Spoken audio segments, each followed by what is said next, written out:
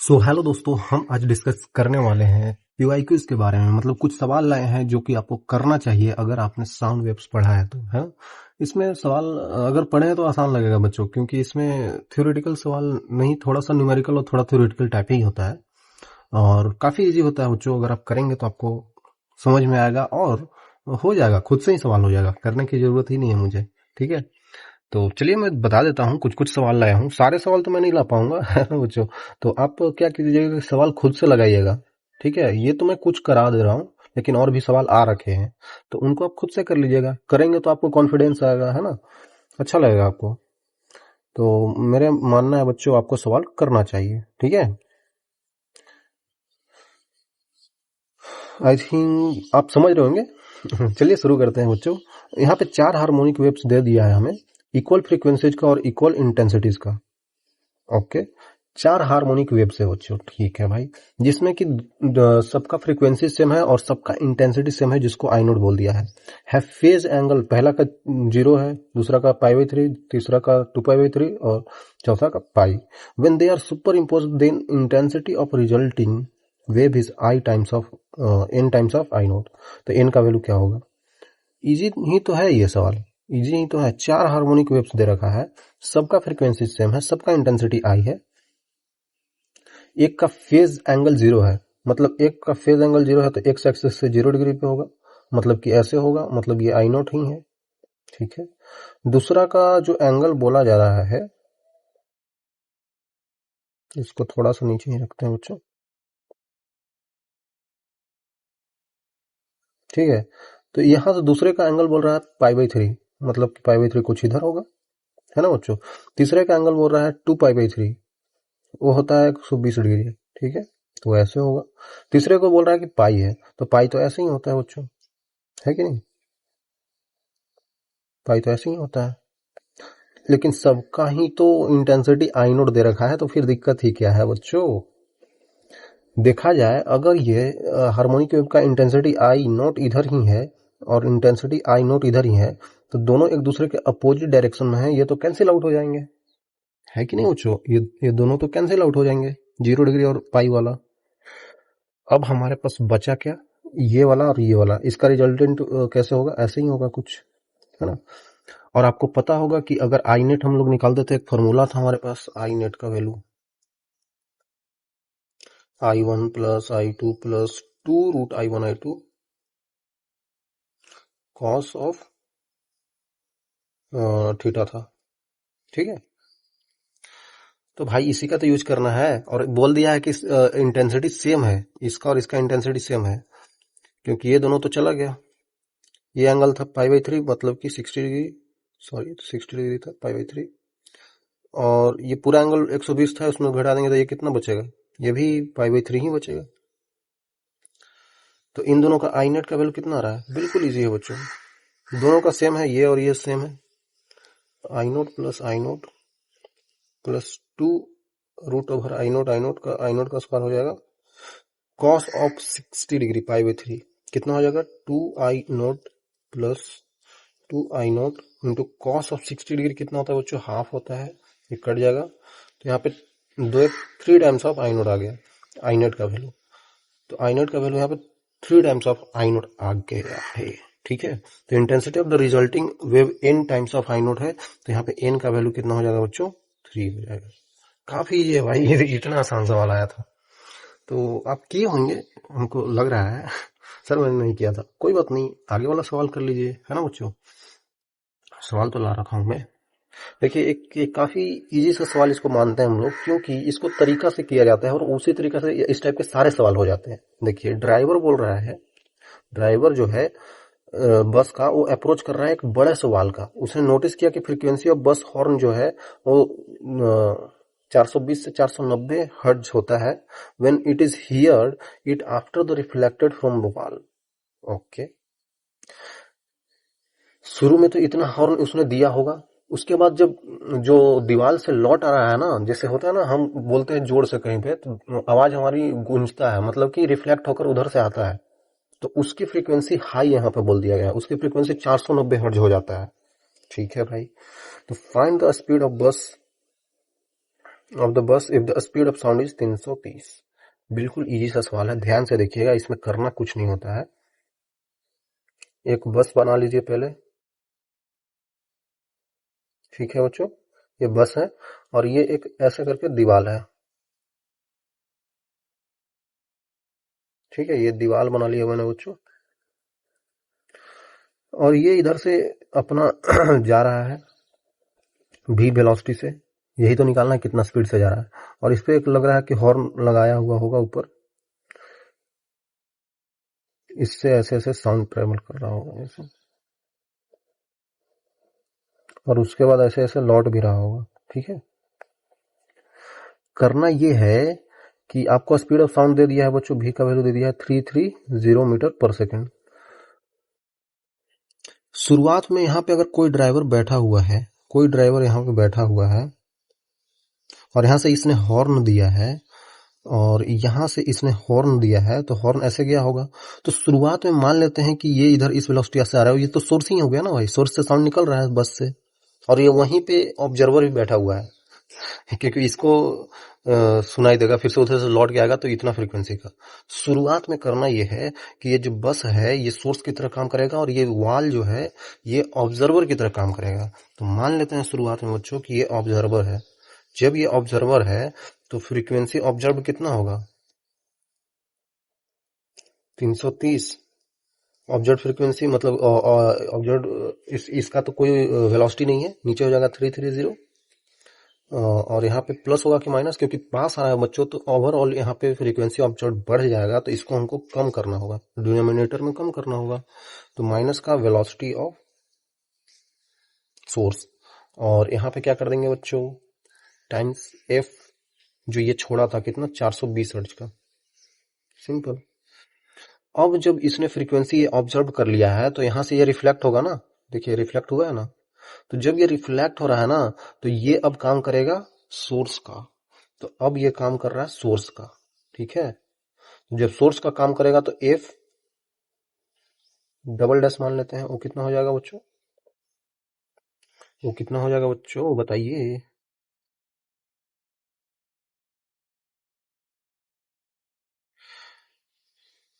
330 तो हमको लिखना ही है, और यहाँ पे जो यहाँ पे हम लोग लिखेंगे वेलोसिटी ऑफ ऑब्जर्वर, तो ऑब्जर्वर अब ये ड्राइवर है ना, ड्राइवर को ही इधर साउंड फिर से सुनाई दिया है, तो ये ऑब्जर्वर हो गया और ये इसका वेलोसिटी भी है। आई थिंक आप समझ रहे होंगे, और ये दोनों पास आ रहे हैं, है ना, इधर इसके पास आ रहा है, तो यहाँ पे प्लस में भी हो जाएगा, डिवाइडेड बाई 330।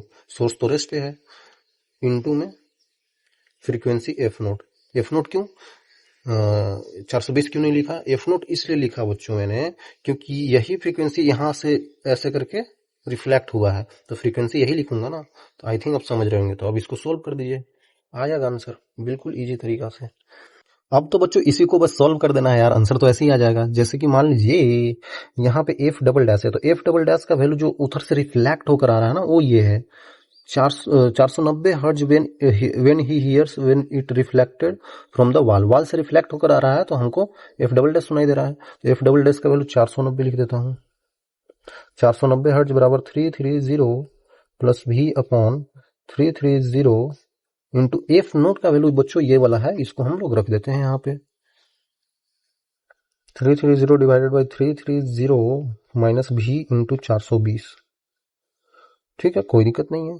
कट रहा है ना बच्चों, यहाँ पे 330 कट गया, एक जीरो से एक जीरो यहाँ उड़ गया, ठीक है, अच्छे से नहीं उड़ा है अब यहाँ पे गुना करके हम लोग घटा देंगे, जैसे 49 टाइम्स ऑफ 330 माइनस का v है, इधर गुना हो जाएगा और यहाँ पे ये हो जाएगा 330 प्लस v टाइम्स ऑफ 42 हो जाएगा।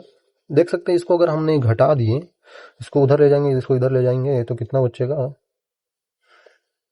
7 टाइम्स बचेगा ना बच्चों, 7 टाइम्स इंटू 330, ओके, और इसको इधर ले आएंगे तो प्लस हो जाएगा, तो इक्वल टू में 42 प्लस 49 बच्चों कितना हो जाएगा बताइए ना, 91 टाइम्स ऑफ v हो जाएगा। तो अब इसको अगर हम लोग कैलकुलेट कर लें तो v का वैल्यू हमको दिख रहा होगा 330 इंटू 7 डिवाइडेड बाई 91, 7 से कट रहा है ना, 7 एकम 7, 70 21, तो 13 बार में, और 13 से इसको ऊपर वाला काट देंगे तो कितना हो जाएगा। ये मीटर पर सेकंड में आ रहा है, ठीक है, हम लोग को मीटर पर सेकंड, हम लोग को किलोमीटर पर आवर में चाहिए बच्चों। ओके, तो 13 से लगभग कितना आएगा बच्चों, लगभग देखिए आप, 13 39, 13 कम 13 पहले 1 आएगा, और 13 नहीं, 13 दूना 26, 26 और 4 3 7, 70 आएगा, तो 70 63 91 नहीं,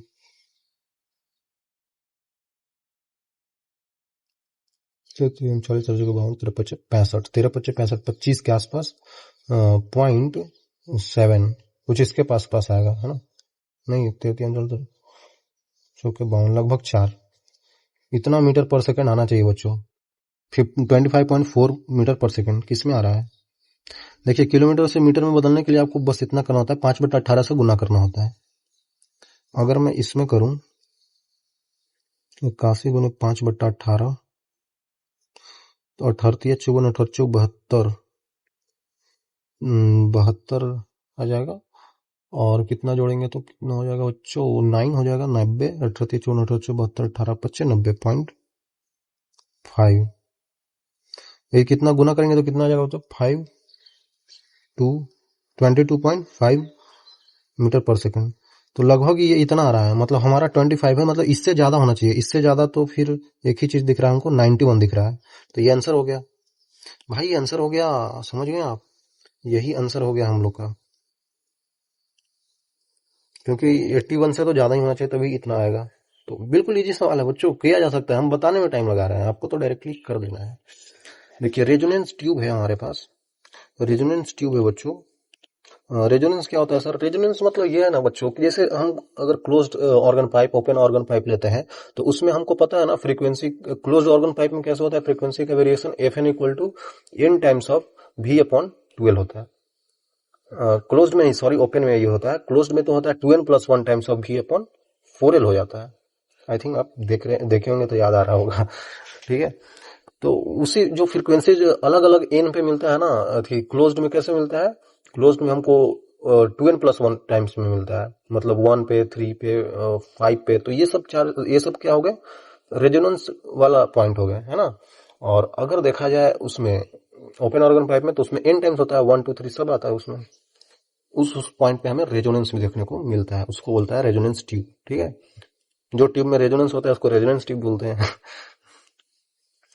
तो tube is filled with the water up to the height 17 centimetre from the bottom. ठीक है, एक रेजोनेंस ट्यूब लिया गया, उसमें फिल्ड किया गया 17 सेंटीमीटर तक water, it resonates with the tuning fork. ठीक है भाई, रेजोनेंस हो रहा है। When the water level is raised, फिर से ऊपर और बढ़ा दिया, with using the same tuning fork, the height occurs इतना, अगला रेजोनेंस इतना पे हो रहा है। If the velocity of sound is इतना, तो रनिंग फॉर्क फ्रीक्वेंसी कितना होगा। बिल्कुल आसान है बच्चों। देखिए, अगर देखा जाए तो वाटर फिल किया गया तो क्लोज्ड ऑर्गन पाइप ही तो होगा भाई, क्लोज्ड ऑर्गन पाइप मतलब कुछ ऐसा होगा। इसमें बच्चों पानी भर दिया हूं,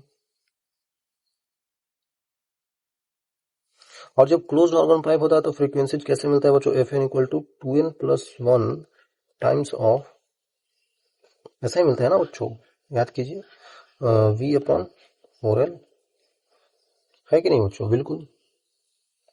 तो बोल रहा है कि एक इतना सेंटीमीटर पे मिला है, अगले इतना सेंटीमीटर पे मिला है, तो इन दोनों के बीच में डिफरेंस कितना होगा भाई। यहाँ पे पहला लिखूं तो 1 होता है, यहाँ पे 1 आ जाएगा, दूसरा लिखूंगा तो 3 आ जाएगा, तीसरा लिखूंगा तो 5 आ जाएगा, तो डिफरेंस कितना क्या है, 2 का, सब में 2 का।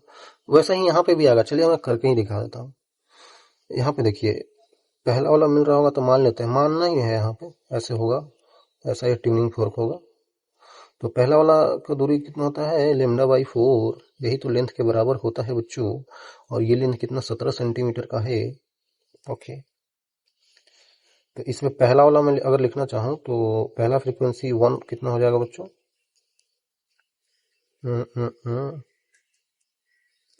अगर 1 लिखना चाहूँ तो 3 टाइम्स हो जाएगा, 3 times V upon 4 times of L, और एल का वैल्यू कितना है,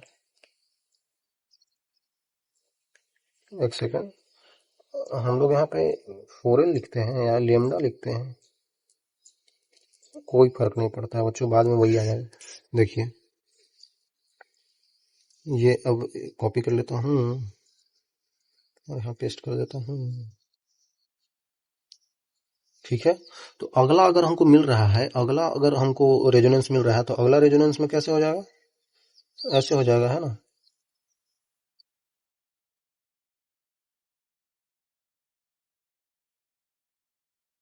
ऐसा हो जाएगा, तो ये दूरी कितना हो जाता है, λ/4, और ये हो जाता है λ/2, λ/4 λ/2 हो जाता है कि नहीं बच्चों। तो इन दोनों को जोड़ देंगे तो कितना हो जाएगा, 3 λ/4 हो जाएगा, और यही तो लेंथ के बराबर हो जाएगा यहाँ पे। ओके, और अगला रेजोनेंस मिला है तो अगला यहाँ पे F2 मिल जाएगा, मान लेते हैं कितना पे 2 रख देंगे तो कितना हो जाएगा, 5 times of V/4L, 4 into L। यहाँ पे डिफरेंस 2 टाइम्स आएगा, है ना बच्चों, 2 टाइम्स आएगा। तो फ्रीक्वेंसीज को माइनस करके देख लेते हैं। अच्छा, हमें तो बस यहाँ पे लेंथ दे रखा है, तो दोनों का लेंथ को ही माइनस करके देख लेते हैं, है ना। दोनों का लेंथ को ही माइनस करके देख लेते हैं बच्चों। जैसे एक आया था हमारे को लेंथ, एक में आया था, एक में लेंथ आया था हमको λ/4, और दूसरे में लेंथ हमको आया था 3 λ/4। तो यहाँ पे दोनों को अगर डिफरेंस कर दें, इसका लेंथ कितने बराबर था, 17 सेंटीमीटर था, इसका लेंथ किसके बराबर था, 24.5 सेंटीमीटर। दोनों को घटा दे तो कितना हो जाएगा, दोनों को घटा दे तो कितना हो जाएगा बच्चों, डिफरेंस देखा जाए तो 3 आ जाएगा, 4, 7.5 equal to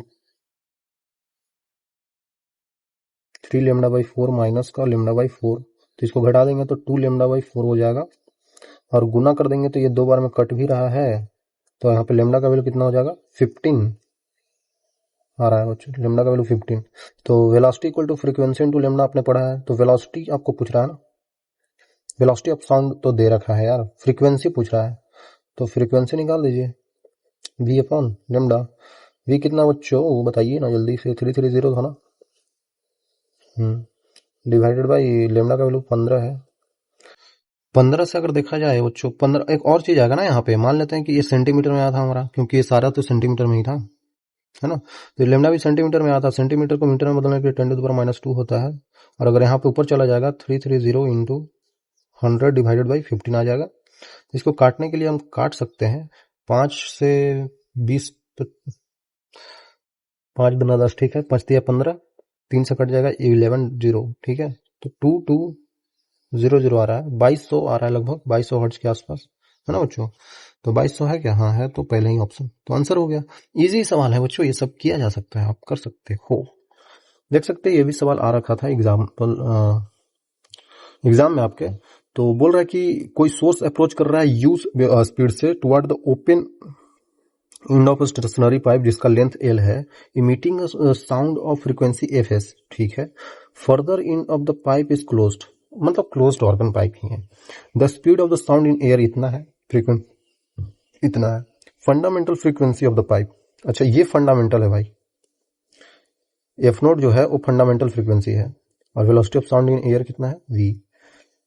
for which of the flowing conditions U and Fs जो होगा, will the sound reach the pipe lead to resonance। घबराना नहीं है, ज्यादा हार्ड सवाल नहीं है, वैसा ही सवाल है। एक मान लेते हैं कि ऐसा ही आपको क्लोज्ड इन मतलब क्लोज्ड ऑर्गन पाइप दे दिया है, ठीक है, जिसका लेंथ है,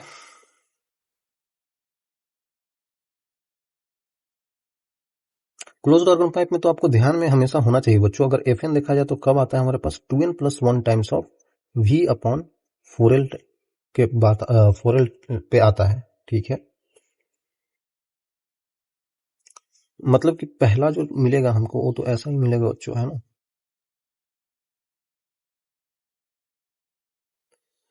और सोर्स इधर अप्रोच कर रहा है, एस जो है सोर्स इधर अप्रोच कर रहा है, मतलब सोर्स का स्पीड इधर U है, ठीक है, और emitting sound with frequency of Fs, यहां से जो साउंड इमिट कर रहा है उसका फ्रीक्वेंसी एफएस है।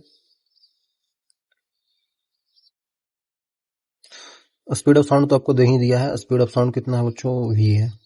तो सिंपल सी बात है, यहाँ पे आएगा तो इसका फ्रीक्वेंसी कितना हो जाएगा, तो फ्रीक्वेंसी ऑब्जर्व हम लोग लिखते हैं, फ्रीक्वेंसी ऑब्जर्व कितना हो जाएगा बच्चों, velocity of sound V minus, तो ये रेस्ट पे है ना भाई, ये तो रेस्ट पे है ना ये क्या हो गया, ऑब्जर्वर हो गया, और नीचे भी पास आ रहा है तो यहाँ पे कम कर दूंगा तो ज्यादा आ जाएगा, तो minus Q times of frequency F S. ठीक है, गया क्या हमारे पास, कोई दिक्कत नहीं है अभी।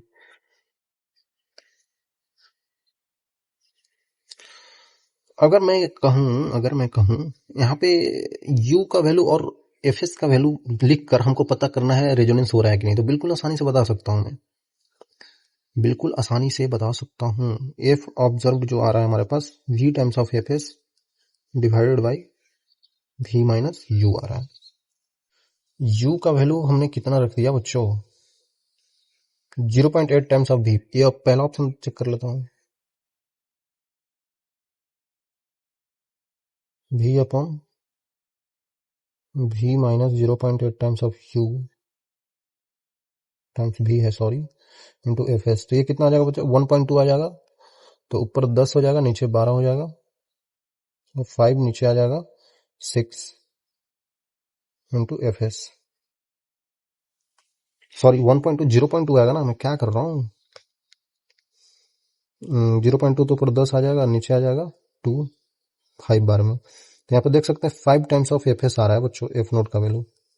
यहाँ पे अगर 5 टाइम्स ऑफ एफ एस आ रहा है तो ये तो बच्चों हो गया ना, ये तो हो ही गया, ये ऑब्जर्व था। अच्छा, यहाँ पे एफ नोट का वैल्यू यहाँ पे फंडामेंटल फ्रीक्वेंसी है, तो हम इसको एफ डैश लिख देते हैं, नहीं कंफ्यूजन हो जाएगा फिर बच्चों को।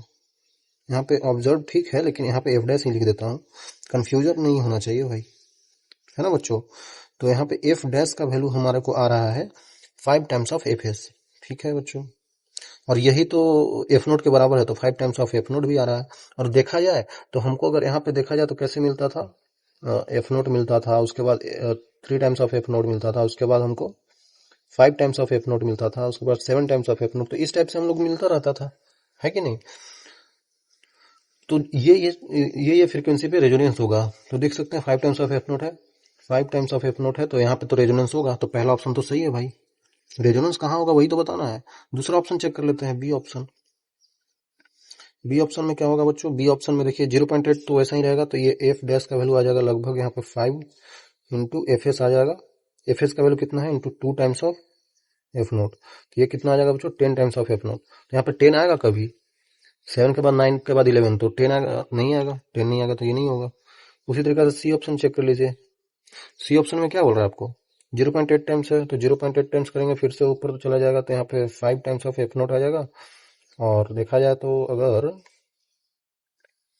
इसमें अगर हम लोग रखेंगे ना बच्चों, देखेगा ध्यान से, तो यहाँ पे घटेगा, तो ये हो जाएगा 0.2, 0.2 तो 5 टाइम्स ऑफ एफ एस आ जाएगा, 5 टाइम्स ऑफ एफ एस में अगर हम गुना कर दें,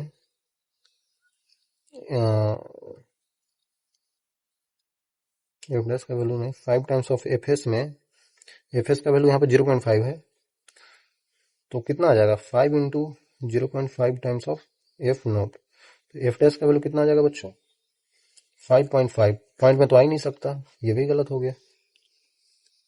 देख लेते हैं डी ऑप्शन, अब देख रहे हैं कितना आसान है बच्चों, किए कर सकते हैं आप लोग। अब 0.5 माइनस करना है, तो यहाँ पे अब देखा जाए तो एफ डैश का वैल्यू v अपॉन, यहाँ पे अगर देखा जाए तो v minus 0.5 times of v आ जाएगा, into F S, F dash का वैल्यू कितना आ जाएगा बच्चों, देखिए ध्यान से, 0.5 तो ऊपर चला जाएगा, हाफ बोलते हैं तो 2 टाइम्स ऑफ एफ एस आ जाएगा, एफ एस का वैल्यू 0.5 टाइम्स है, 2 into 1.5 times of F note है, तो यहाँ पे एफ डैश का वैल्यू कितना आ जाएगा बच्चों, 3 टाइम्स ऑफ एफ नोट, और 3 टाइम्स तो कंसिडर होता है, 3 है ना, तो ये आंसर हो जाएगा।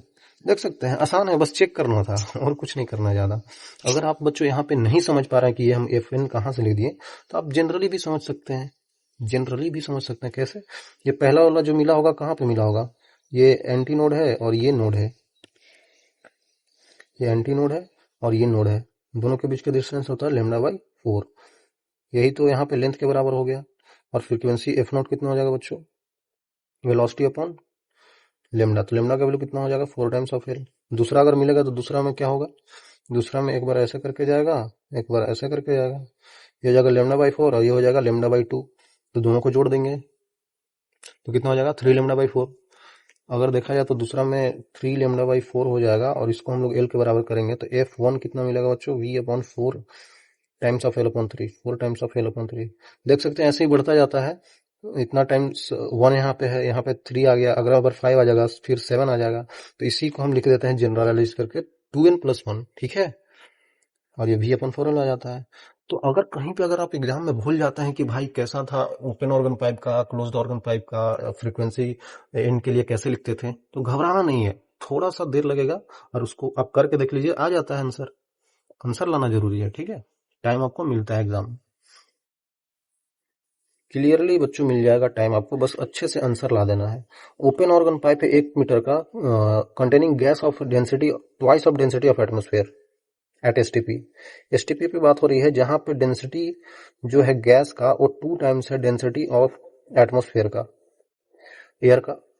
फाइंड बोल रहा है, find difference between the fundamental and second harmonic frequency if speed in atmosphere is 300 metre पर सेकेंड। बिल्कुल इजी सवाल है यार ये तो।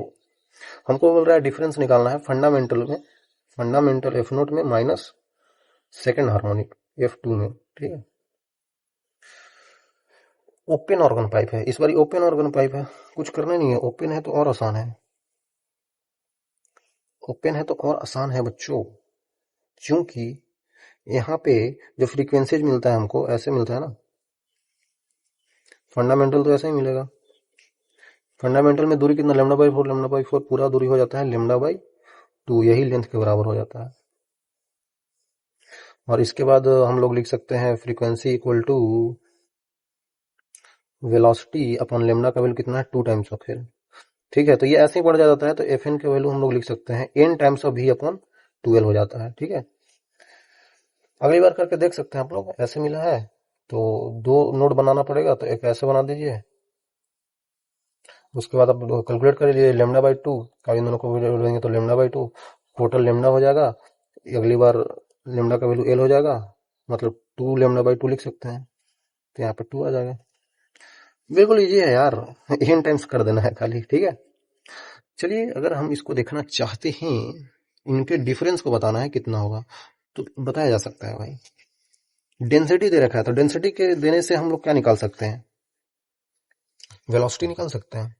अरे यार याद तो होगा ही आपको बच्चों, वेलोसिटी क्या होता है, velocity equal to sir frequency into lambda, नहीं, जब गैस में वेलोसिटी हम लोग देखते हैं तो कैसे लिखते हैं, under root bulk modulus divided by rho, लिखे थे, याद होगा कि नहीं, याद होना चाहिए बच्चों। तो यहाँ पे देखा जाए तो डेंसिटी कैसे लिख सकते हैं, density equal to V square by B, दोनों सेम है तो इसके लिए हम नहीं सोल्व कर सकते हैं, V square, V in gas square equal to divided by bulk modulus, तो दोनों का सेम ही होगा भाई, बल्क मॉडुलस में तो कुछ नहीं होना चाहिए ज्यादा, ठीक है।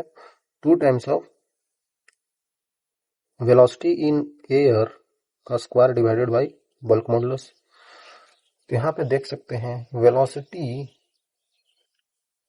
इन गैस बराबर √2 टाइम्स आ जाएगा वेलोसिटी इन एयर, ठीक है।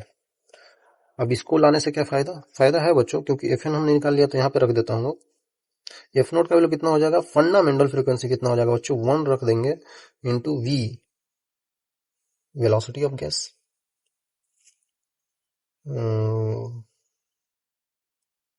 डिवाइडेड बाई 2 इंटू लेंथ का वैल्यू कितना है, लेंथ तो 1 मीटर का है, माइनस का 2 times of V divided by नीचे 2 टाइम्स ऑफ एल का वैल्यू 1 है, घटा देंगे तो कितना हो जाएगा, वी अपॉन 2 माइनस वी, मतलब हमको तो बस यहाँ पे फ्रीक्वेंसीज का डिफरेंस ही लेना है, तो मॉड ले लीजिए, तो वी बाई 2 आ जाएगा।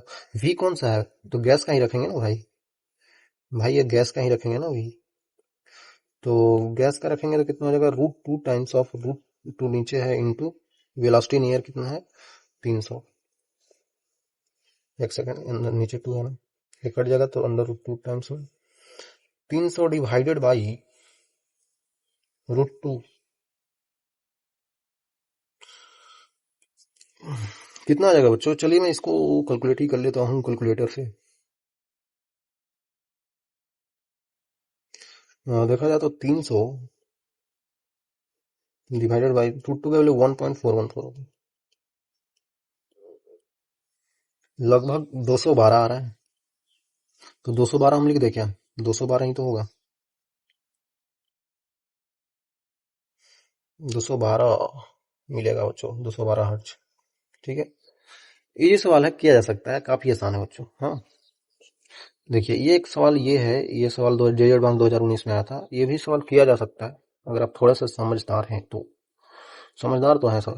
तो length of the musical string जो दिया गया है varied from 2L in 4 different case. ठीक है, 4 डिफरेंट केस लेना है, केस लेकर बनाया हुआ सवाल है। मास पर मीटर ये है चारों में रिस्पेक्टिवली। स्ट्रिंग वन देखिए, पहला जो दिया गया है फर्स्ट केस में, वो स्ट्रिंग वन का लेंथ L नोट है, टेंशन T नोट है, फंडामेंटल फ्रीक्वेंसी F नोट है। ये तो बेसिक केस है। केस टू में बोला जा रहा है कि लेंथ इतना हो जाता है और थर्ड हार्मोनिक होता है। थर्ड केस में बोला जा रहा है कि लेंथ इतना हो जाता है, फिफ्थ हार्मोनिक होता है। फोर्थ केस में बोला जा रहा है कि लेंथ इतना होता है, 14th हार्मोनिक होता है। और फिर बोल रहा है लास्ट में, if frequency of all is same then tension in the string in terms of T naught. Frequency same हो जाए सब में, तो बोल रहा है कि क्या होगा, फ्रीक्वेंसी सेम हो जाए सब में तो tension in the string T naught है, तो कैसे कैसे स्ट्रिंग वन में टेंशन होगा, टू में, थ्री में, फोर में, किया जा सकता है। पहली बात, length of the musical string है। म्यूजिकल स्ट्रिंग है तो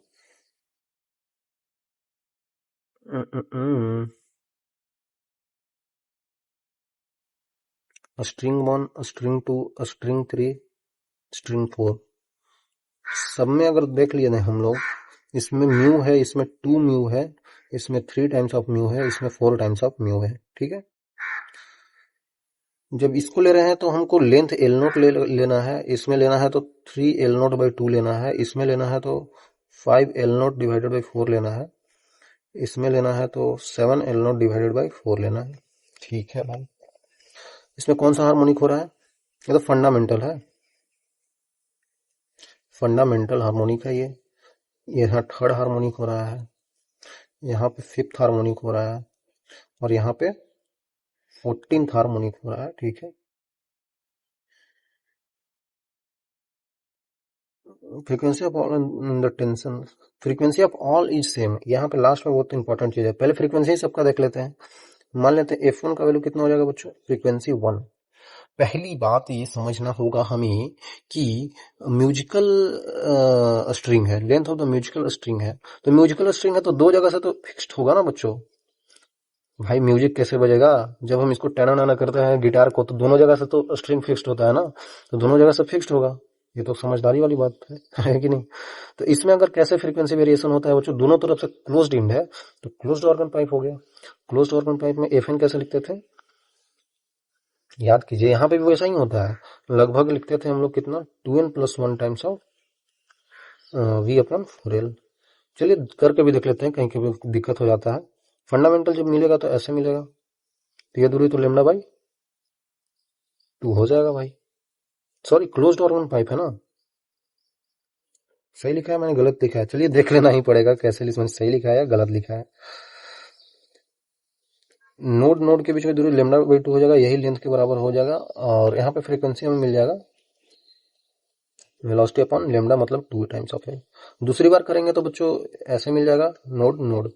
अच्छा, यहाँ पे फिर लेमडा मिल जाएगा, ये एल के बराबर हो जाएगा, तो फ्रीक्वेंसी हो जाएगा V/L, मतलब 2.2 कर देंगे, तो यहाँ इन टाइम्स मिलेगा। देख रहे हैं, हमने गलत लिख दिया, हमने यहाँ पे गलत लिख दिया। तो यहाँ पे अगर देखा जाए, लेमडा का वैल्यू ऐसे करते करते यहाँ पे F टाइम्स ऑफ N मिलेगा, जो हमको N टाइम्स ऑफ V/2L मिलेगा। गलती नहीं करना है बच्चों, गलती नहीं करना है, ठीक है। अब ये मिल गया हमें,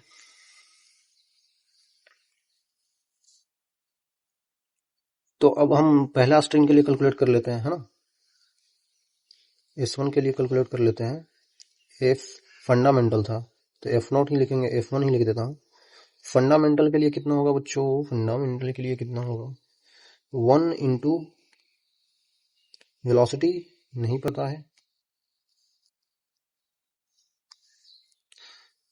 वेलोसिटी होता क्या है, स्ट्रिंग है तो under root T by mu लिख सकता हूँ ना, लिख सकता हूँ ना, बिल्कुल।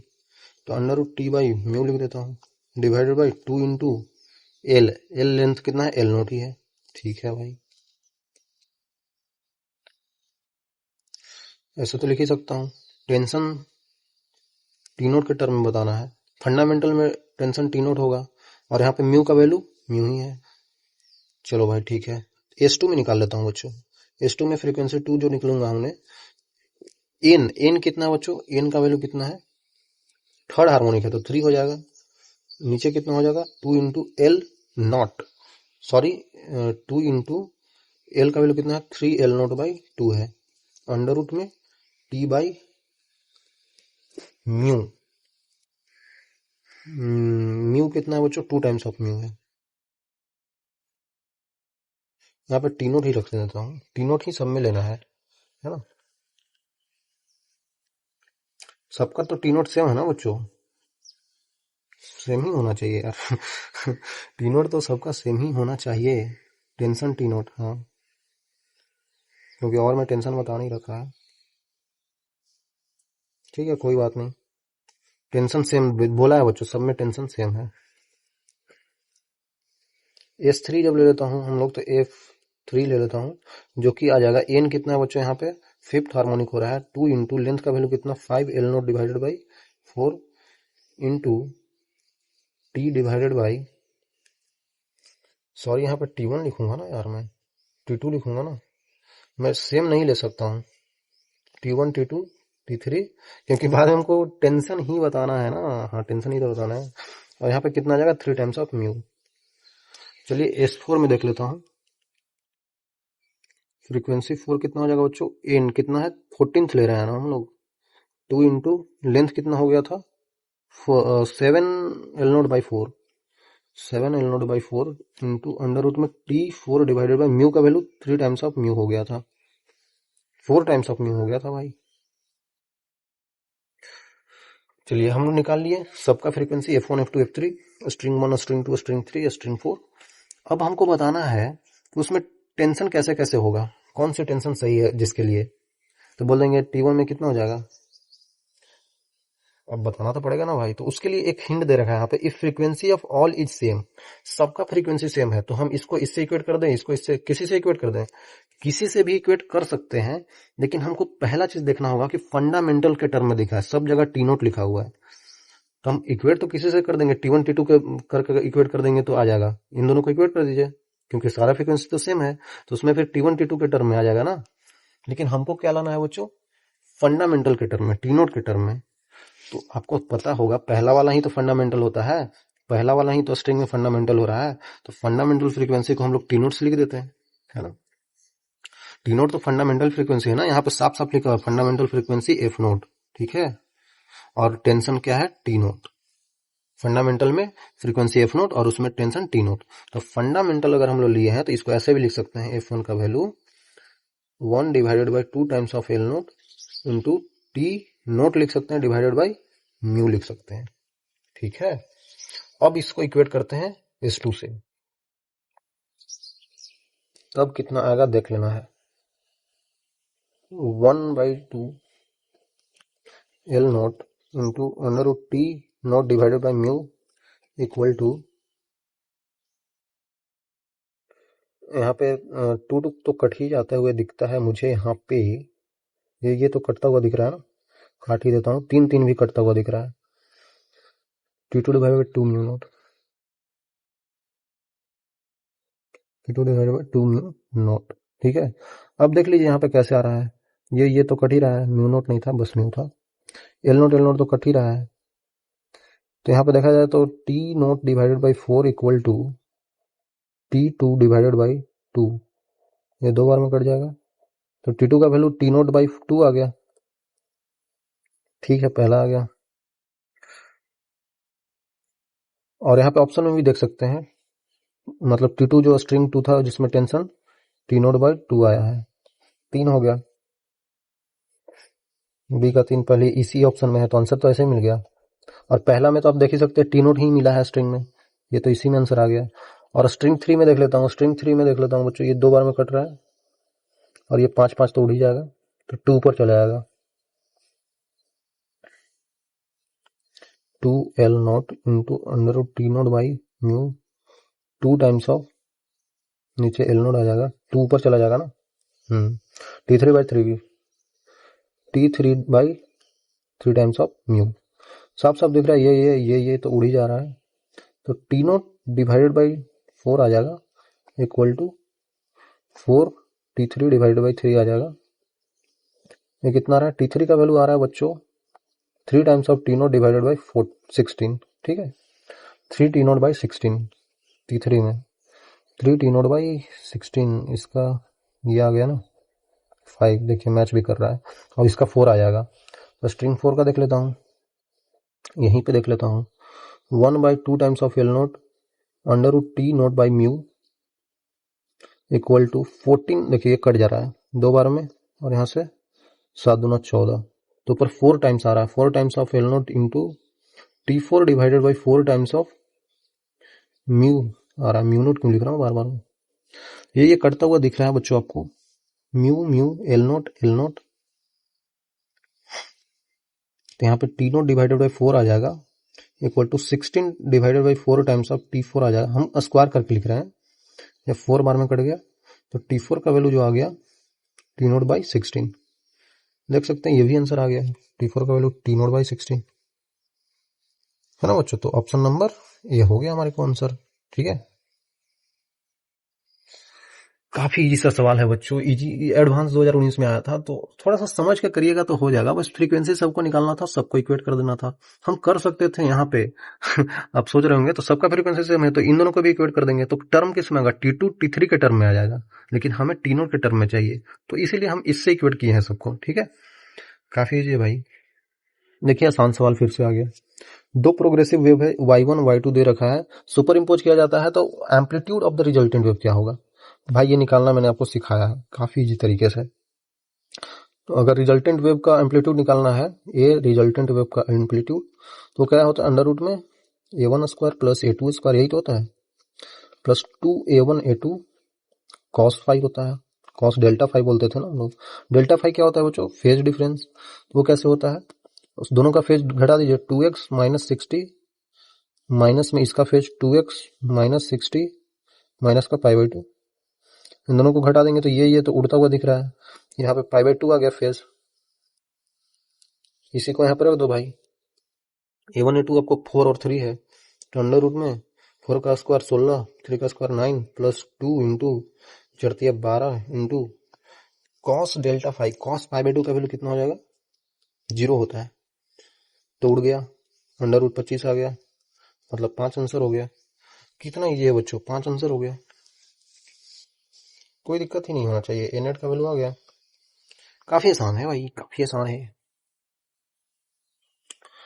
यहाँ पे क्या बोला जा रहा है बच्चों, यहाँ पे ध्यान से देखिएगा, स्पीड ऑफ ट्रांसवर्स वेव जो है through the string of length इतना दे रखा है, मास दे रखा है, स्पीड दे रखा है, सब कुछ दे रखा है, एरिया ऑफ क्रॉस सेक्शन दे रखा है, यंग्स मॉडुलस दे रखा है, extension in the natural wire due to the tension will be this, x का वैल्यू बताओ। ज्यादा डेटा दे रखा है तो कोई दिक्कत नहीं है, आसान सवाल है। ट्रांसवर्स वेव की बात हो रही है बच्चों, मतलब ये स्ट्रिंग वेव की बात हो रही है, ठीक है। स्ट्रिंग में तो लेंथ ऑफ द स्ट्रिंग दे रखा है 50 सेंटीमीटर का, उसका मास दे रखा है 10 सेंटीमीटर का, फॉर्मूला याद रहेगा तो हो जाएगा, मास 10 ग्राम का है, वेलोसिटी इन स्ट्रिंग दे रखा है 60 मीटर पर second, area of cross section दे रखा है 2 mm स्क्वायर, यंग्स मॉडुलस हमको दे रखा है। अगर ये सब देखकर आपको समझ में आ गया तो समझिए आपको समझ में आ जाना चाहिए। देखिए अगर ये सब दे रखा है हमको, एक्सटेंशन इन लेंथ पूछ रहा है, तो यंग्स मॉडुलस बराबर क्या होता है, फोर्स पर unit area delta L by L, यही तो होता है भाई। यंग्स मॉडुलस तो आपको याद होगा, फोर्स पर unit area delta L by L ही तो होता है। जी सर, तो हमको डेल्टा एल नहीं तो निकालना है, एक्सटेंशन इन वायर, तो डेल्टा एल कैसे निकलेगा हमको, यहाँ पे अगर मिल जाए, क्या मिल जाए, फोर्स मिल जाए, फोर्स कितना आ रहा है, फोर्स ऐसे निकाल सकते हैं, क्योंकि स्ट्रिंग में वेलोसिटी क्या होता है, under root T by mu होता है, और म्यू हम यहाँ से निकाल सकते हैं, mu equal to mass per unit length 50 sorry mass per unit length, 10 gram into 10 के ग्राम को केजी में 10⁻³ 50 इंटू 10⁻², 10⁻1, तो नीचे तो 10 ही आ जाएगा ना भाई। तो 1/85 तो आ रहा है फिर से। तो वेलोसिटी का वैल्यू 60 था, equal to T tension divided by mu 1/50 root में है। तो टी का वैल्यू कितना हो गया बच्चों, 60 इंटू 60 डिवाइडेड बाई 50, ये कट जाएगा, 12×5 = 60 होता है ना, 48, 12×5 = 60, 12×6 = 72। तो टेंशन 72 न्यूटन के आ गया। और यही तो यहाँ पे फोर्स का काम कर रहा होगा, हाँ यही तो कर रहा होगा।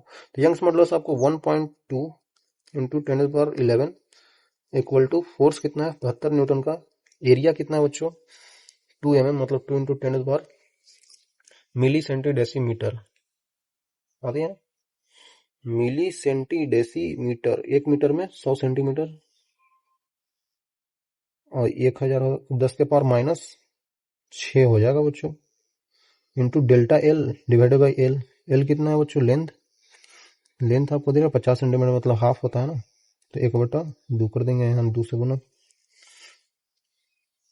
कितना बार मारा है देख लीजिए, 12×6 = 72, 3 बार में। तो डेल्टा एल का वैल्यू कितना आ गया बच्चों,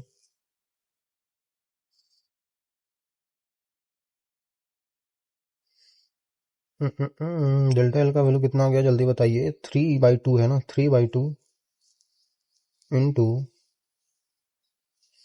ये 10⁻, कितना आ रहा है 10 आ रहा है, उसको यहाँ पे करेंगे तो 10⁻⁻10⁻4 आ जाएगा, ठीक है।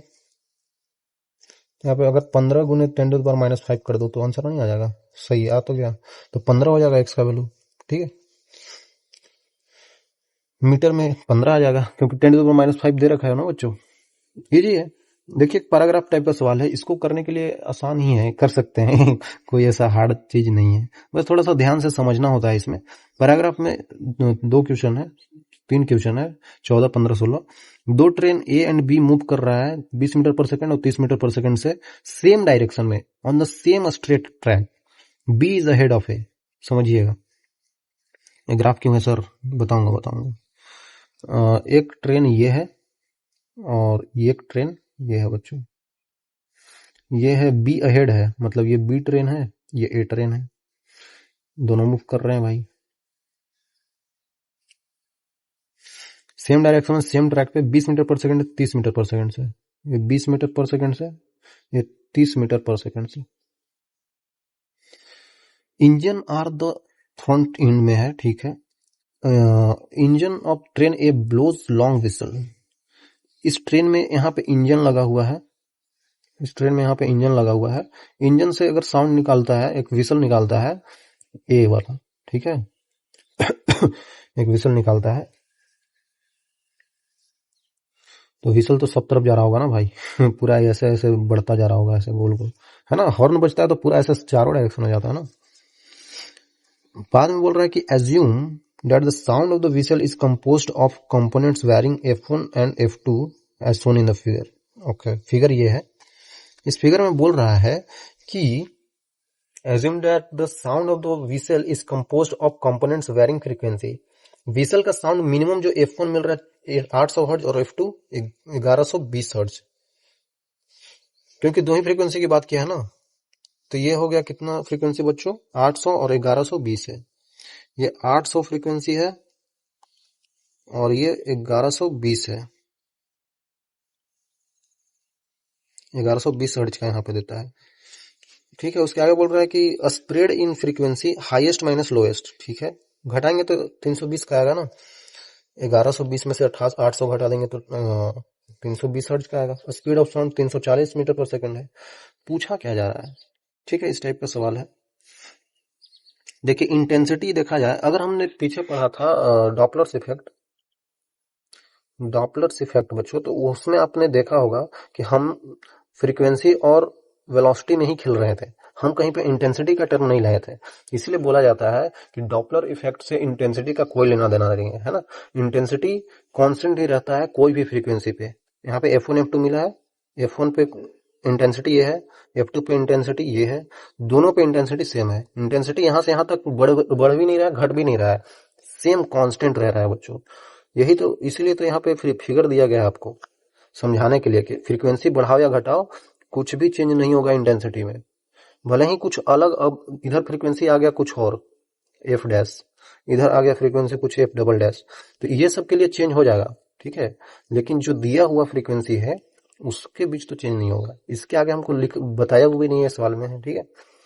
तो डॉपलर इफेक्ट से सिर्फ हमको फ्रीक्वेंसी और वेलोसिटी के टर्म में चीजें मिलती है, उसमें इंटेंसिटी का टर्म नहीं आता है। तो बोल सकते हैं हम लोग no effect on intensity of sound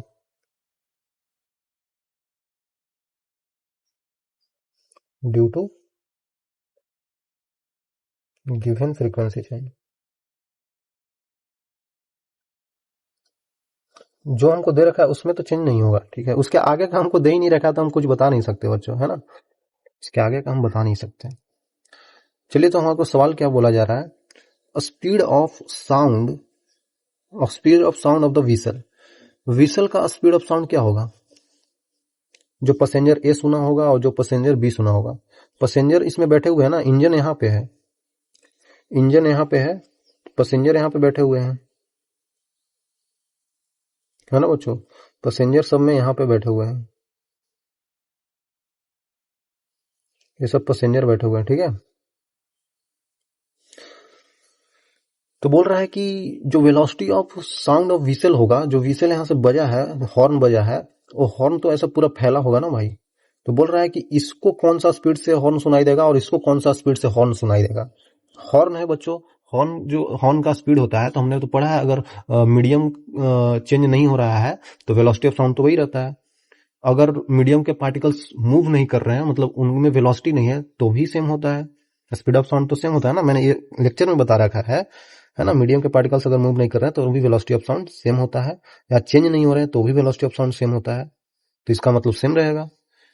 फिर से अब गड़बड़ कर दिए बच्चों, है ना।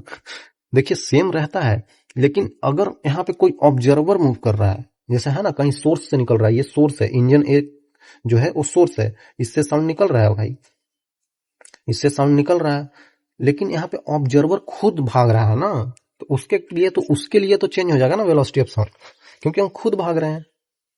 अगर हम नहीं भाग रहे होते तो हमारे लिए तो वेलोसिटी ऑफ साउंड ही रहता ना, लेकिन हम खुद भाग रहे हैं तो चेंज हो जाता है। ये चीज मैंने कल लेक्चर में बोला हूं चिल्ला चिल्ला के बच्चों, अगर आप नहीं देखे हैं तो पिछला लेक्चर देख लीजिएगा, सब कुछ यहाँ पे समझ में आएगा आपको, ठीक है। तो आप समझ सकते हैं, यहाँ पे ये दौड़ रहा है ना, ये खुद ऑब्जर्वर है और ये खुद ऑब्जर्वर है। यहां से भले ही फ्रीक्वेंसी ऑफ साउंड निकल रहा है, सब तरफ निकल रहा होगा, लेकिन ऑब्जर्वर तो ये दोनों है ना। तो पैसेंजर क्या बोल रहा है, पैसेंजर इन ए और पैसेंजर इन बी के लिए बोल रहा है। पहला बात बी पैसेंजर के लिए देखते हैं। तो अगर यहां से अगर साउंड ऐसे ऐसे निकला है, बी पैसेंजर यहाँ पे क्या हो जाएगा, ऑब्जर्वर हो जाएगा। ऑब्जर्वर खुद इधर भाग रहा था, यहाँ पे वेलोसिटी ऑफ साउंड कितना था, 340 मीटर पर सेकंड से वेलोसिटी ऑफ साउंड तो यही था ना। और इसका वेलोसिटी कितना है बच्चों, 30 मीटर पर सेकंड। भाई ये पूरा ट्रेन मूव कर रहा है, तो ये ऑब्जर्वर भी तो, ये सब भी तो लोग मूव कर रहे होंगे 30 मीटर पर सेकंड से। अब क्या देखना है, अब सिंपल है, यहाँ पे वेलोसिटी जो दिखेगा, वेलोसिटी जो इसको पता चलेगा ऑब्जर्वर बी को,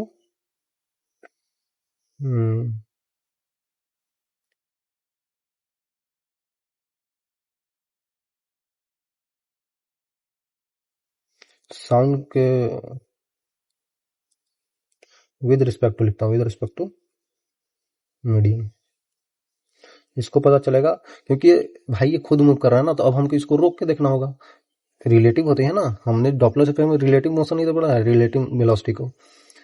तो इसको रोक देंगे तो इसका वेलोसिटी उल्टा करके ठोक देंगे, तो ठोक देंगे तो इधर आ जाएगा 30, तो 340 इधर है, 30 इधर है, तो घटाएंगे तो कितना हो जाएगा, 310 इधर आएगा, ठीक है।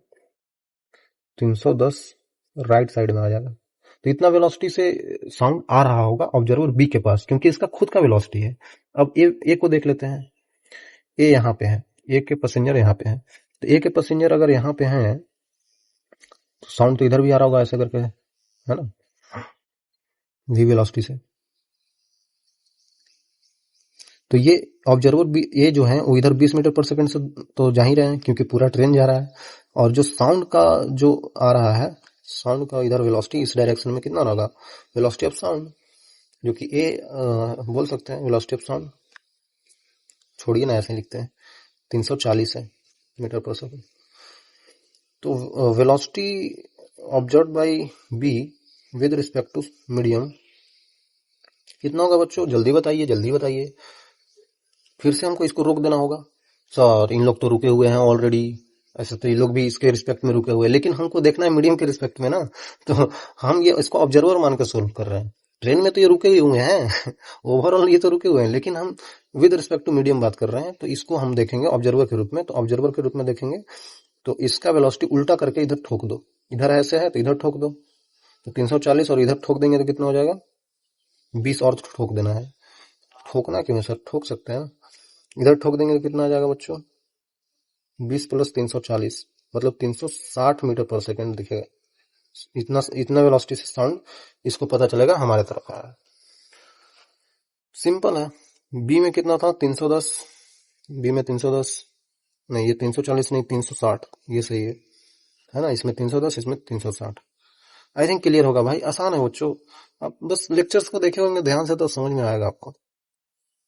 देखिए ये तो सवाल मैंने पीछे, सवाल नहीं है इसका तो आंसर मैंने बताया पीछे। Distribution of sound intensity of the whistle as observed by the passenger of train A best represented by, train A के पैसेंजर के द्वारा जो इंटेंसिटी ऑफ साउंड होगा और फ्रीक्वेंसी का ग्राफ कैसे ऑब्जर्व होगा, कैसे क्या ऑब्जर्व होगा, बिल्कुल ऐसे ही तो होगा देखिए यहाँ पे दो फ्रीक्वेंसीज अगर मिनिमम और मैक्सिमम इमिट किया है, मैक्सिमम फ्रीक्वेंसी f2 और f1 दिया हुआ था सवाल में, तो जो फ्रीक्वेंसी इमिट किया ना बच्चों उससे इंटेंसिटी पे कोई फर्क नहीं पड़ेगा, कोई फर्क नहीं पड़ेगा बच्चों, समझ रहे हैं आप, कोई फर्क नहीं पड़ेगा। देख सकते हैं यहाँ पे अगर फर्क पड़ा है तो ये तो नहीं होगा, मैंने पीछे बताया फर्क नहीं पड़ेगा बच्चों। डॉप्लर इफेक्ट में हम लोग फ्रीक्वेंसी पे इंटेंसिटी पे कोई फर्क नहीं पड़ता है फ्रीक्वेंसी चेंज से। अब देख लेते हैं यहाँ पे ये यहाँ पे है, ये यहाँ पे है, तो यहाँ पे तो ठीक है फ्रीक्वेंसी यहाँ पे है यहाँ पे है, लेकिन इसके बगल में अगर कोई फ्रीक्वेंसी चेंज हुआ है तो उसको लिए हमको सवाल में नहीं बोल रखा है कि चेंज हुआ है फ्रीक्वेंसी, बस हमको बोल रहा है F1 से F2 तक अगर मिनिमम से मैक्सिमम जा रहा है तब क्या चीजें हो रही है, तब तो चेंज नहीं हो रही है। लेकिन इसके बाद का हम नहीं बोल सकते हैं ना भाई चेंज हो रही है, क्योंकि सवाल में नहीं बोल रहा है। तो बेस्ट ऑप्शन तो हमारे लिए ये हो गया ना बच्चों, बेस्ट ऑप्शन तो हमारे लिए ये हो गया, इसको नहीं ले सकते हैं क्योंकि बोला ही नहीं है सवाल में अदर फ्रीक्वेंसीज के लिए। आई थिंक आप समझ पा रहे होंगे मैं क्या बोल रहा हूँ बच्चों, यहाँ पे भी वही ग्राफ के थ्रू बताया गया था। आई थिंक क्लियर होगा बच्चों, है ना। एक और सवाल है काफी इजी सा, स्प्रेड फ्रीक्वेंसी बोल रहा है कि spread frequency observe by the passenger of train B, train भी तो इधर भाग रहा था, कितना से 20 मीटर पर सेकंड से था ना बच्चों, 20 या 30 मीटर पर सेकंड से था, मैं भूल भी जाता हूँ, 30 मीटर पर सेकंड से था।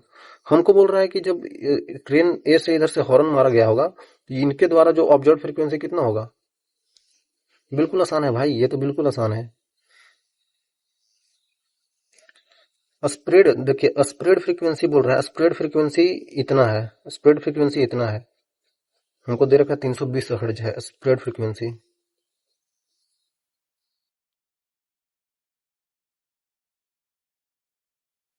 स्प्रेड फ्रीक्वेंसी 310 हर्ट्ज है, 310 या 320 था यार, मैं भूल जा रहा हूँ बार बार, 320 हर्ट्ज था, सॉरी 320 हर्ट्ज था बच्चों। और इधर से ट्रेन ए आ रहा था, इसके पास वेलोसिटी, इसके पास 30 मीटर पर सेकंड था, इसके पास 20 मीटर पर सेकंड था। मैं क्या लिख रहा हूँ, मैं भूल जा रहा हूँ बार बार, यहीं पे सॉल्व कर दूं क्या, यहीं पे सॉल्व कर देता हूँ यार, इतना क्यों करना है। बोल रहा है कि बी के द्वारा कितना ऑब्जर्व होगा, तो ऑब्जर्व फ्रीक्वेंसी बाई बी कितना होगा बच्चों, वेलोसिटी जो साउंड का है 340, ऑब्जर्वर का वेलोसिटी दूर जा रहा है, ये और दूर जाने की कोशिश कर रहा है तो माइनस का 30 आ जाएगा डिवाइडेड बाई 340, और ये पास आने की कोशिश कर रहा है, सोर्स जो है 20 मीटर पर सेकंड से, तो ये भी माइनस हो जाएगा क्योंकि बढ़ाना है ना, इंटू जो स्प्रेड फ्रीक्वेंसी था वो 320 था, तो अब इसको सोल्व कर दीजिए ना। 310 हो जाएगा ऊपर, नीचे हो जाएगा 320 इंटू 320, तो भाई ये तो कट ही गया, 310 आ गया। ऑब्जर्व फ्रीक्वेंसी जो स्प्रेड फ्रीक्वेंसी होगा, स्प्रेड ऑब्जर्व्ड कितना हो जाएगा बच्चों, 310 हर्ट्ज। बिल्कुल सिंपल है, 310 हर्ट्ज आ गया है ना। इजी सवाल है ये, अगर आप समझ गए सवाल को तो करने में आसानी होगा। फिर से वही सवाल बार बार वही आ रहा है। दो वेव दिया है simultaneously passing through amplitude of resulting, देखिए इन दोनों में डिफरेंस कितना है, फेज डिफरेंस डेल्टा फाई का वैल्यू 1.5 इंटू 2 पाई है ना, 2 पाई से मल्टीप्लाई भी तो करना है। 2 पाई इंटू 1.5 कितना हो जाएगा बच्चों, 3 पाई हो जाएगा। तो 3 पाई होता है तो कॉस में 3 पाई आएगा तो कितना हो जाएगा, पाई -1 2 पाई, कॉस 0 होता है, कॉस 0 1 होता है, -1 आएगा। तो ए नेट कितना आ जाएगा बच्चों,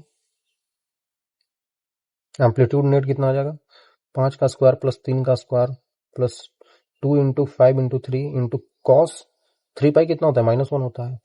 तो 5 - 3 का तो होल स्क्वायर दिख रहा है, ये तो 2 आ जाएगा, 2 तो आंसर है। बिल्कुल सिंपल है दोस्तों, ये सवाल किया जा सकता है ये सब। देखिए बच्चों एक और इजी सा सवाल आपको दे रखा है, क्या दे रखा है, ओके। 4 सिस्टम देख रहा है, ईच ऑफ लेंथ एल है, ठीक है, producing standing wave, lowest possible natural frequency is called the fundamental frequency, ठीक है। Wavelength denoted by lambda F है, ठीक है ठीक है। जो फंडामेंटल वेवलेंथ होगा ना वो लेमडा एफ से डिनोट किया है। मैच करना है इन चीजों को, तो बहुत इजी तो है। क्लोज्ड ऑर्गन पाइप है 1 इंच से, ठीक है। ये सब चीजें अगर पढ़ रखे हैं तो बहुत इजी लगेगा आपको। तो ये दूरी कितना होता है, तो यहाँ पे लेंथ का वैल्यू कितना हो जाता है बच्चों, लेमडा/4 हो जाता है। तो यहाँ पे जो लेमडा होगा वो 4 टाइम्स ऑफ एल हो जाएगा, तो यही तो है। तो ऑप्शन नंबर ए के लिए टी हो जाएगा। यहाँ पे ये लेंथ के वैल्यू कितना हो जाएगा,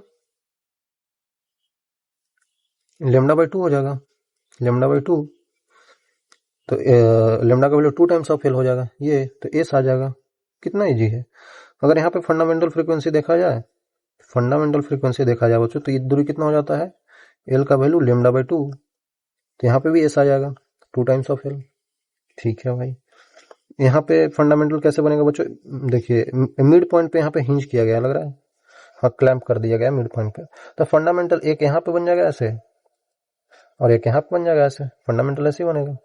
लेमडा/2, लेमडा/2 पूरा लेंथ का वैल्यू कितना हो गया, लेमडा, तो ये तो आ रहा दिख रहा है। और लॉन्गिट्यूडनल किस में बन रहा होगा, और ट्रांसवर्स, स्ट्रिंग में तो ट्रांसवर्स बनता है, मतलब कि क्यू, क्यू, और जो एयर में होता है उसमें साउंड वेव में वो लॉन्गिट्यूडनल मतलब पी, पी। हो गया, आंसर आ गया। देख रहे हैं कितना आसान है बच्चों, आसान ही है भाई। ओके चलिए लास्ट सवाल कर लेते हैं, हमारे पास लास्ट ही तो होना चाहिए, हाँ लास्ट ही दिख रहा है। यहाँ पे देख सकते हैं ट्रेन S1 है, moving with uniform velocity 108 km/h, approaches another train S2 standing on platform. Observer वो जो है मूव कर रहा है यूनिफॉर्म वेलोसिटी से 36 km/h से टुवर्ड S2, दिख रहा है हमें यहाँ पे पिक्चर में। Both the train blowing whistle 120 hertz का, ठीक है भाई, दोनों का फ्रीक्वेंसी सेम दे रहा है, ठीक है ठीक है। बाकी चीजें तो हमको दे रखा है, S1 S2 इतना मीटर का। Number of beats observed by O, number of beats कितना ऑब्जर्व्ड होगा O के द्वारा, ऑब्जर्वर O के द्वारा। ये जो ऑब्जर्वर O है इसको नंबर ऑफ बीट्स कितना सुना देंगे, मतलब दोनों का फ्रीक्वेंसी को घटा देना, इसका ऑब्जर्व फ्रीक्वेंसी और S2 का और S1 का ऑब्जर्व फ्रीक्वेंसी। आसान है। पहला S2 देख लेते हैं, ये रेस्ट पे है, दोनों में फ्रीक्वेंसी कितना आ रहा है बच्चों, 120 हर्ट्ज का, 120 हर्ट्ज का, ठीक है।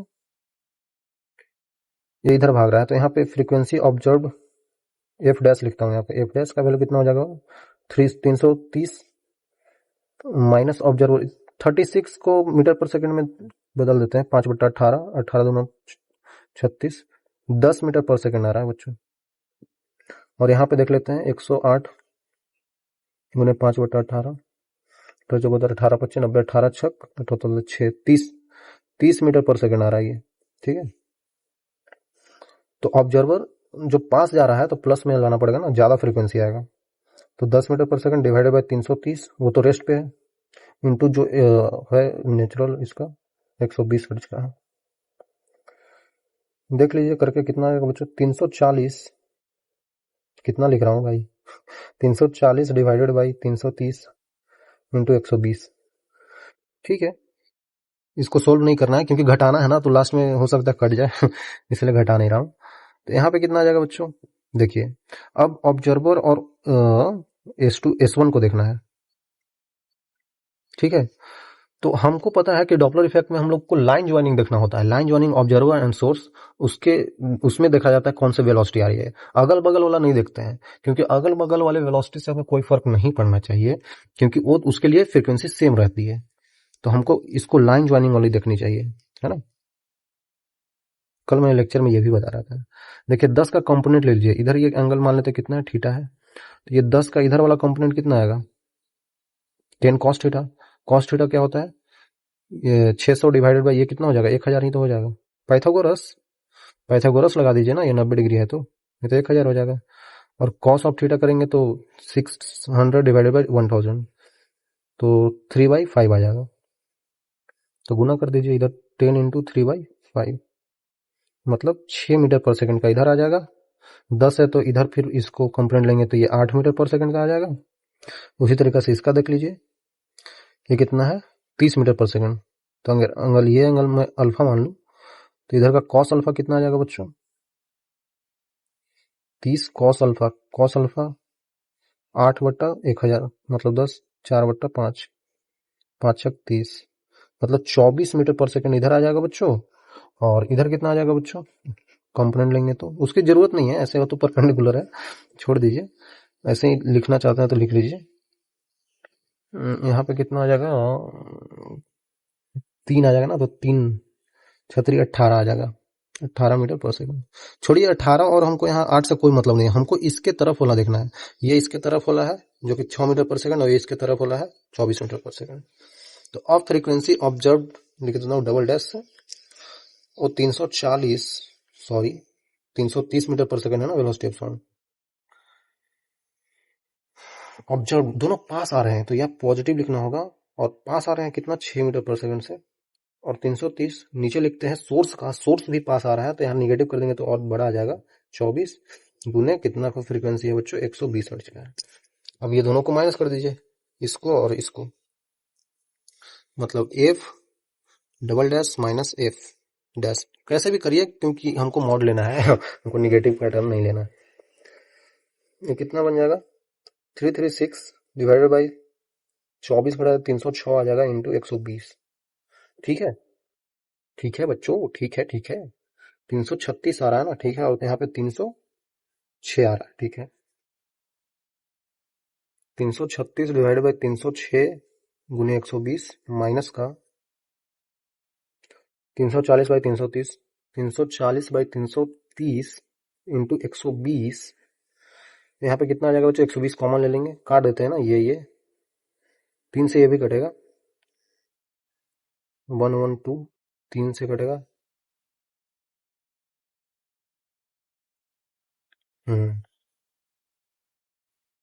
सही है, कोई दिक्कत नहीं होना चाहिए। 102 बार में, 112 बार में 2 से भी कट रहा है ना, 5 1 5 6, 56/51 माइनस 34/33 इंटू 120। आप इसको कैलकुलेट कर सकते हैं, थोड़ा सा हार्ड लग रहा है कैलकुलेशन इसका,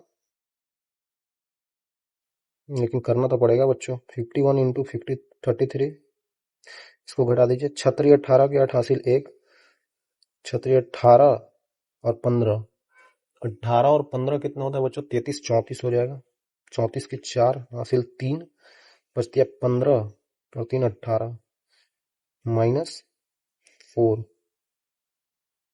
3 20 3 23 की 3 हासिल 2, बचती है 15 16 17 इंटू 120, कितना आ रहा है बच्चों, देखिए ध्यान से, 4 1 1, 114 डिवाइडेड बाई 51 इंटू 33 इंटू 120, देखते हैं कट रहा है कि नहीं। 3 से कट रहा है, 3 3 तिया 9, 3 8 24। अब तो नहीं कट रहा है, अब तो नहीं कट रहा है। गुना कर देते हैं। 8 दूना 16 की 6 हासिल 1, 8 और 6 14 1 15 की 5 हासिल 1, 3 1 4 डिवाइडेड बाई 51 आएगा यहाँ पे, ठीक है। 165।